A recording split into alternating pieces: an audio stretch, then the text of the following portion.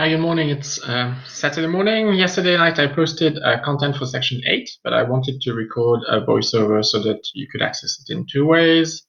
Let me just get to the PowerPoint and we'll go through this fairly quickly, but you will have an audio support if you prefer that. So objectives for this section is add a few closing comments to your discussions on leadership theory. So this is really the closing unit on the examination of the typologies that we've looked at, which is also in very much a historical sort of overview of all the leadership theories and how they've evolved. Examine a few issues that must be addressed as we examine leadership approaches within an educational context. So a few additions, a few comments that things that you have to keep in mind. We've looked at it very much from the theoretical sort of perspective, but there are also other factors to consider and factor in. So I want to take some time to look at those and then explore models in the field that integrate elements of the various leadership theories. You're going to find that we're not very, I'd say, clean in our approaches to theory in education. So I wanted to give you a few examples of the sort of frameworks that you're going to find out there in, from ministries of education, principal and vice principals, associations, and things like this. And then a job that you're going to have to do now is really to dissect this and go back in there and actually realize where they've borrowed from different leadership theories and how they've usually put things together. So I wanted to give you a bit of a taste for it and start you in this reflection about unpacking the sort of frameworks that you're going to see in practice, and also to give you a bit of a heads up that we've looked at it from a very theoretical sort of perspective. In the field, you've got to get your hands dirty a little bit because it's not as clear always what theories they're relying on. So it's an exercise that you have to start getting used to. A few closing comments on our discussion. So that's going to be fairly easy. So be careful not to attempt to merge too many of the theories we have seen. I've given you a heads up in the first presentation, but temptation is, we've seen sort of 16 theories that we've sort of classified within this typology I offered you. There's many more you've seen as, there's subsections and sub-theories that have emerged. You could be classifying, another good dozen if we looked for them. Temptation is to say, oh, they're all good and I can get something from all of them.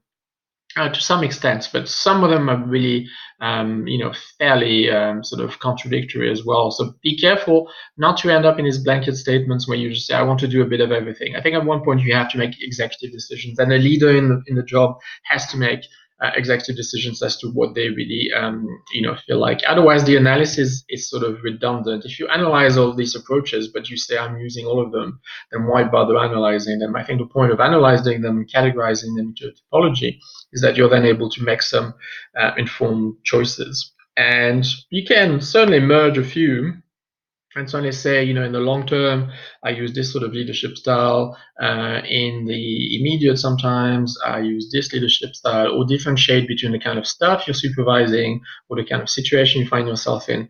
But it would be unrealistic to say that I rely on sort of 5 or 6 leadership theories. I think in the end, you can probably break it down to 1 or 2, maximum 3, and really have to really articulate the ways they actually do not put you in a situation of conflict as a leader, because you do not want to be sitting on 2 chairs and actually writing theories that are actually contradictory and don't work well together. So I said, you can definitely have a toolbox with various leadership theories, but just not, half a dozen. And that some of these theories are hard to merge. So you have to carry on that reflection all the way to seeing where the contradictions are between them. And be careful of this in your presentations, because I think it's a tendency as we get exposed to leadership theories as students that we sort of embrace them all and use them all. And I think we do have to push the analysis to the point where we realize that if they are actually formulated in different ways, because often they have contradictions. Okay, so that was just closing remarks on that. Then I wanted to add a few comments on things that we have to consider beyond theory. And I have given you 5 headlines there. So legal imperatives, ethical considerations, operations imperatives, leadership and governance, and leadership in a neoliberal education environment.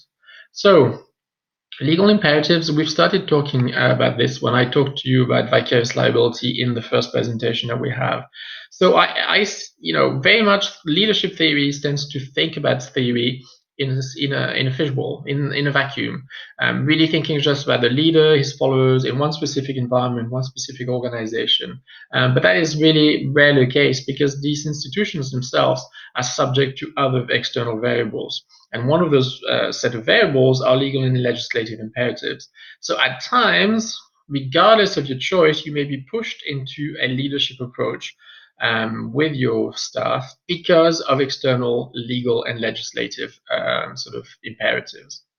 What do we mean by legal imperatives? So you have a perfect example of vicarious liability. For example, an employer is deemed responsible for any mistakes or faults of their own staff if they're aware of them and they don't correct them. So in the example that we had, for example, of mental health, if you have someone who's victim of a toxic work environment or victim of harassment or victim of undue pressure, all of these different sort of situations, a leader has a duty to act and to act proactively and urgently.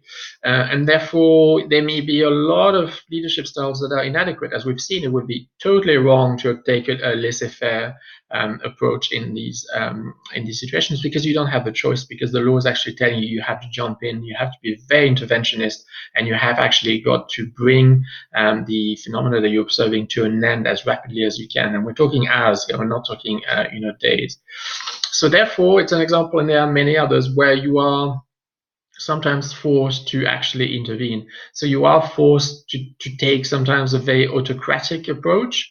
And sometimes, depending on your environment, you may have to remain in that autocratic position all the time. Think about health and safety at work. Right, there may be a lot of things that you are very happy for your staff to take students out of school. You're very happy for them to take day trip. You're very happy for to adopt a laissez-faire approach in terms of developing experiential learning, for example.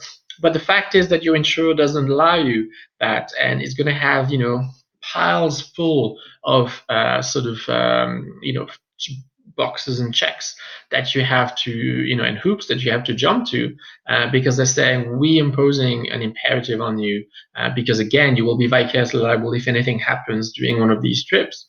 And so suddenly although your intention may be very hands off and you may want staff to do what they want, the imperatives that are forced on you as a leader mean that you may have to totally overhaul your style and actually do things that you do not want to do. And this will be for legal imperatives.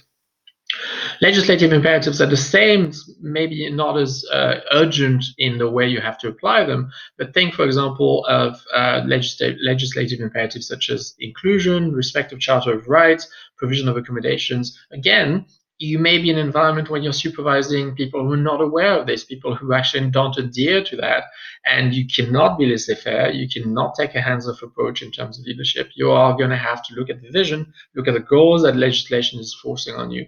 And if people are resistant to change, you're going to have to actually take action fairly quickly, and action that will be fairly autocratic to make sure that they actually get to the goal that the legislation is actually setting up.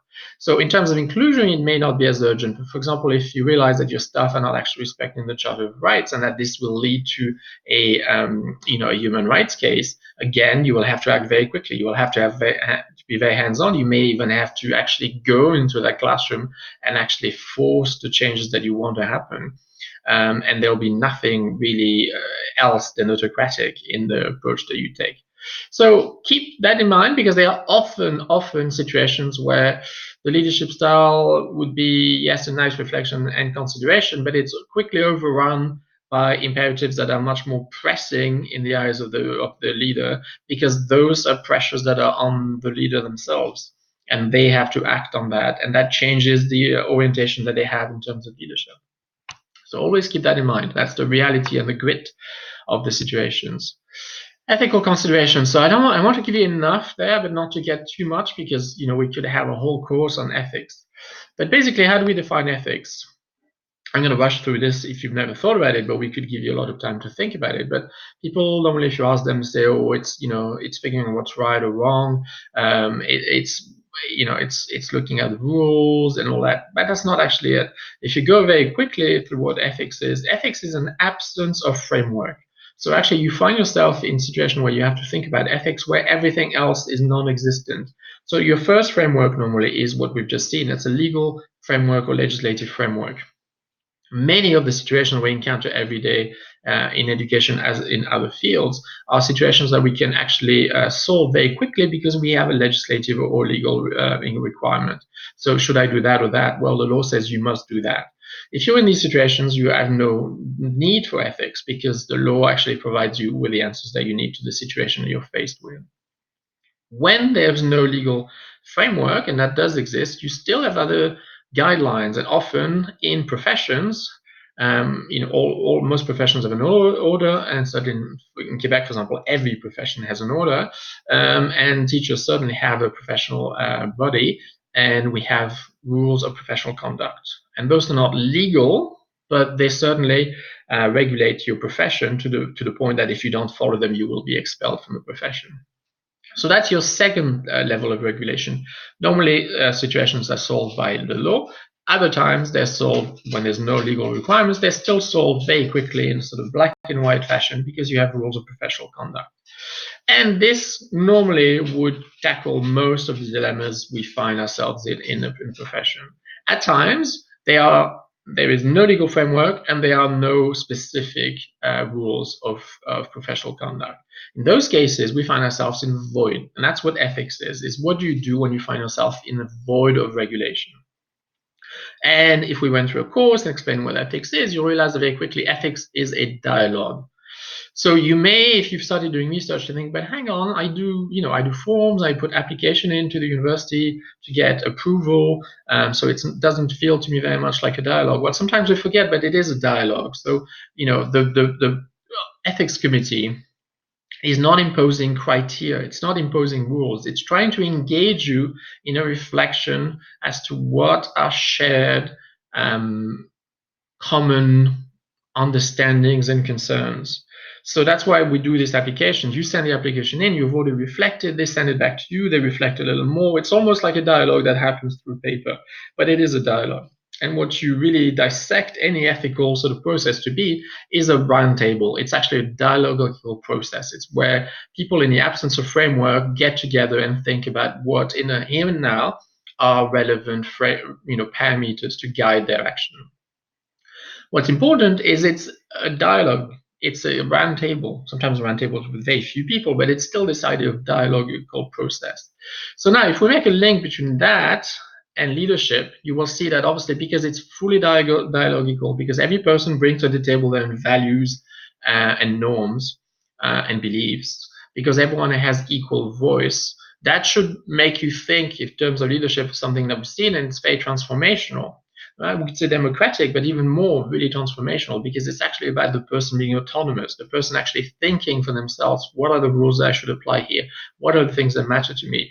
And getting to be very intrinsic about this, right? If you're a researcher and you're doing ethics, no one's imposing this on you. You are intrinsically going through a process and saying, right, these are the things I should be worried about, these are the things I should keep as guidelines.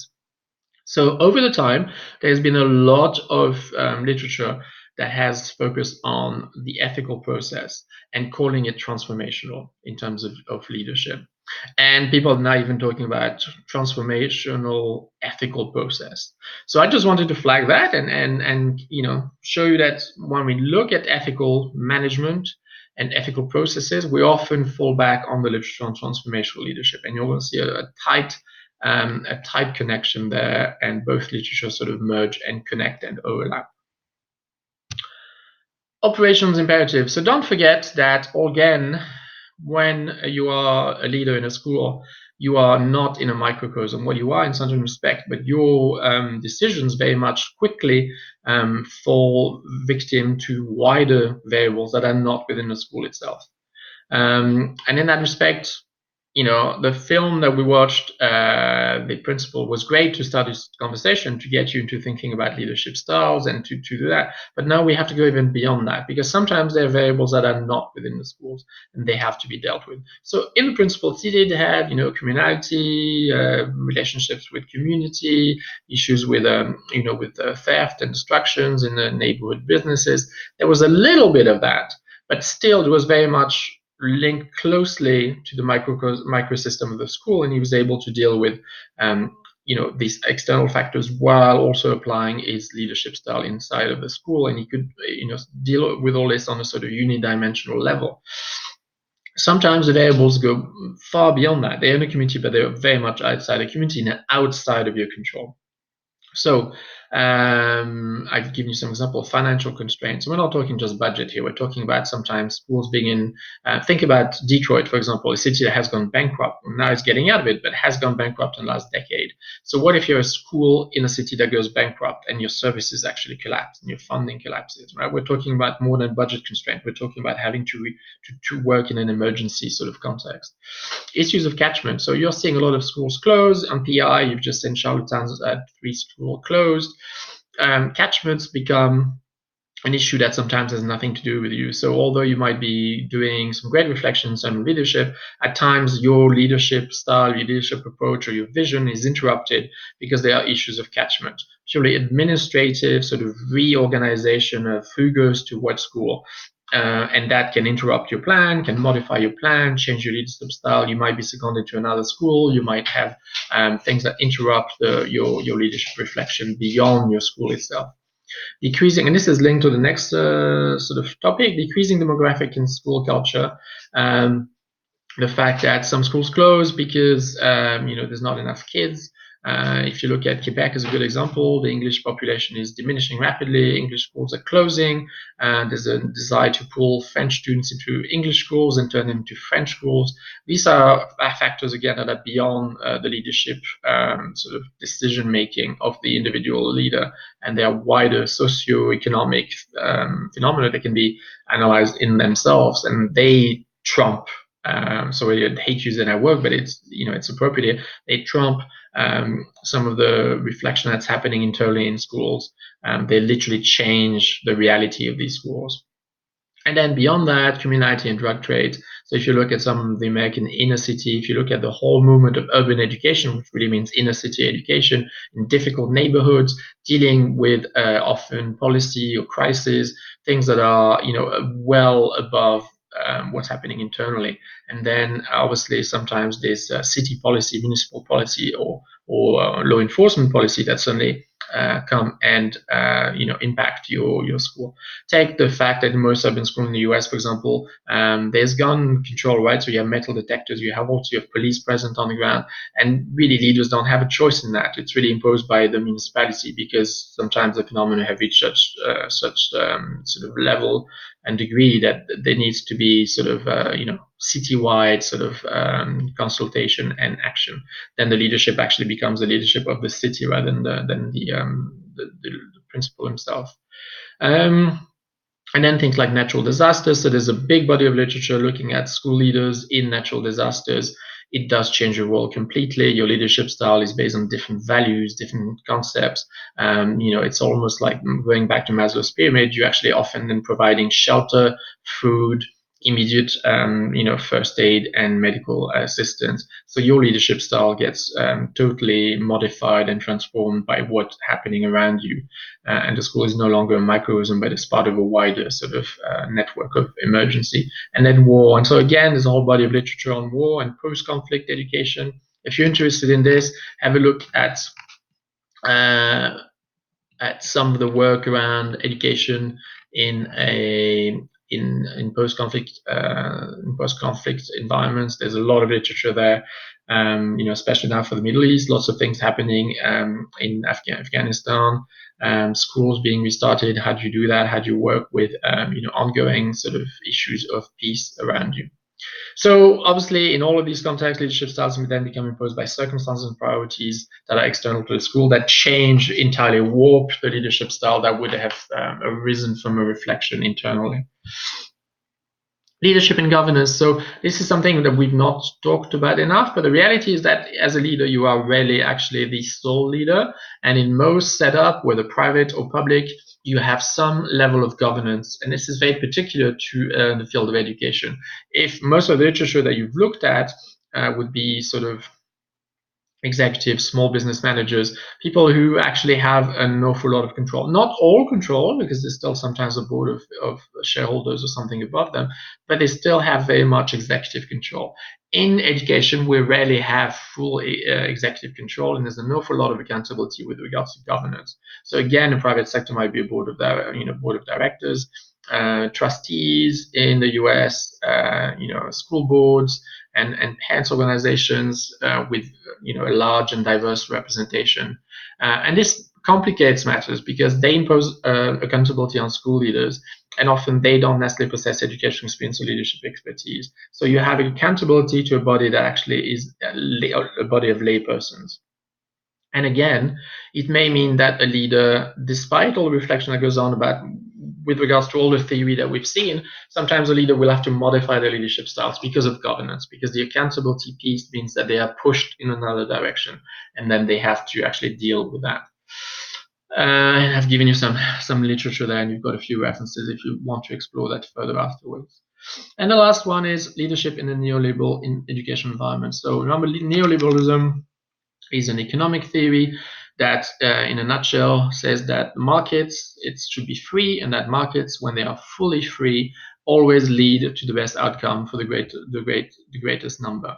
Meaning that we should let businesses compete, and that if some of them close, well, that's what should happen, because all it means is that the businesses that are closing are the ones that were not providing the best outcome for the client or the customer.